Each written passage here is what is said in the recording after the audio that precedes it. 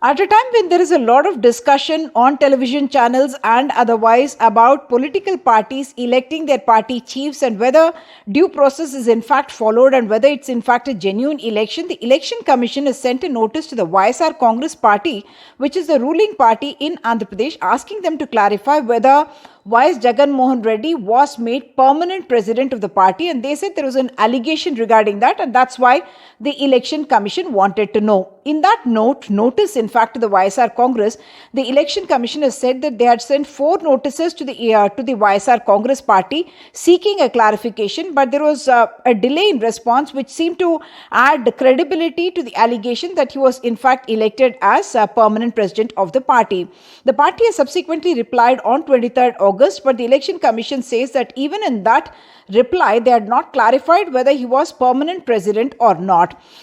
Subsequently, there was more communication that happened, and on September 11, the party has told the commission that they will have an internal inquiry because, yes, there were media reports that suggested that there was going to be an amendment to the YSR party constitution that would make YS Jagan Mohan Reddy as its lifetime or permanent president. So the Election Commission has now said that in order to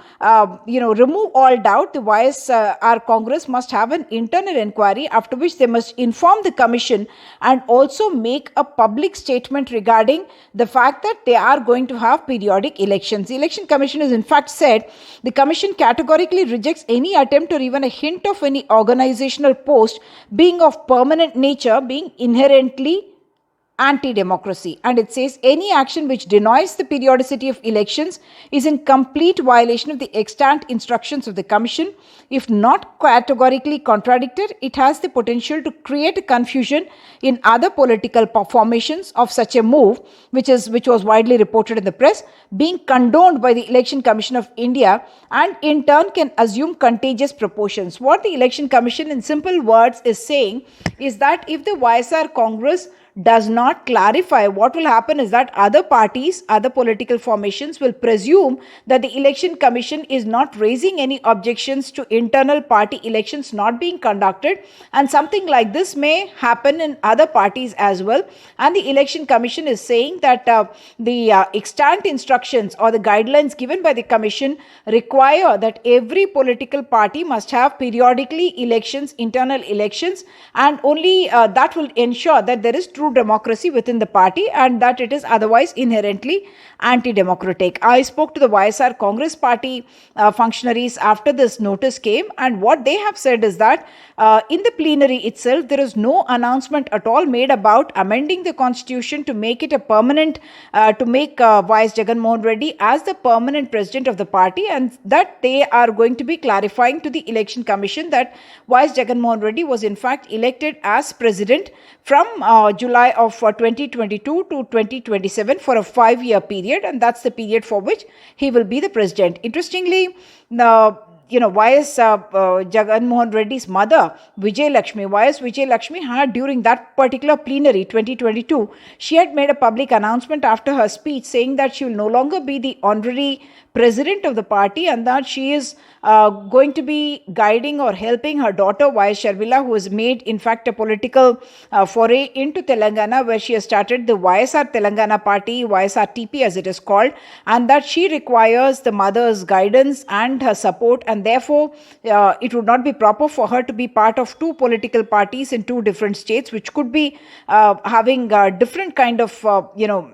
their interests could clash at some point, and that's the reason why she has decided to join hands with her daughter, and that whenever required she may help her son's party, the YSR Congress party as well. So while the Election Commission has made this entire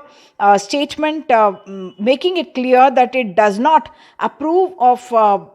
non-elected party posts and of any kind of a permanence to those kind of posts, there is some kind of a political precedent to this as well. The Dravida Munnetra Kazhagam, which is the ruling party in Tamil Nadu, in fact, had M. Karunanidhi as its lifetime president, and it was only after his death that the working president of the party and his son M.K. Stalin was in fact made the president of the party. Another example is in the state of Tamil Nadu itself, where in fact the AIADMK when it was after the death of J. Jayalalitha, when EPS and OPS factions were fighting and subsequently came together in September 2017, they had in fact amended the rules of the constitution of the party and brought in a rule 20 which said that Jayalalitha would be made permanent general secretary of the party, what was called as an eternal general secretary, that she would never be moved. At that time they had in fact removed VK Sasikala, who had become or been appointed as general secretary, and they said that the eternal general secretary would in fact be Jayalalitha, and they for themselves had got themselves designations like coordinator and a deputy coordinator for the party. Of course, that was reversed in the most recent meeting of the General Council of the AIADMK, in which they in fact once again removed Rule 20, which said that Jayalalitha will be made eternal General Secretary. That rule was removed, and that is of course post her death, and once again now EPS is in fact the General Secretary of the party. Legal issues still pending in that particular case. So that's some kind of a clarity about what the Election Commission thinks about political parties and elections within political parties. Very often, political commentators tend to say that, especially in the regional parties, there tends to be a presumption that who would be controlling the party, and they tend to be one family or one person parties, and the criticism being made also by the BJP, saying that many of these parties require to have internal party democracy, whereas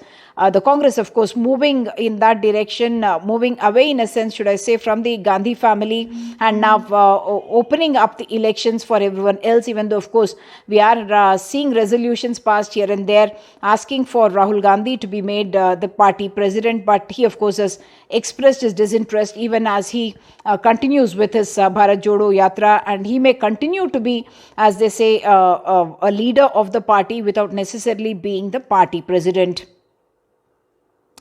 So continue to watch this space for updates on what's happening with political parties and what the YSR Congress party would do next. The question about who in fact complained to the Election Commission in this particular case, that's a question that remains unanswered.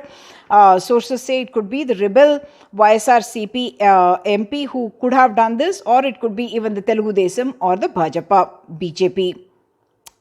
In Hyderabad, Uma Sudhir, NDTV.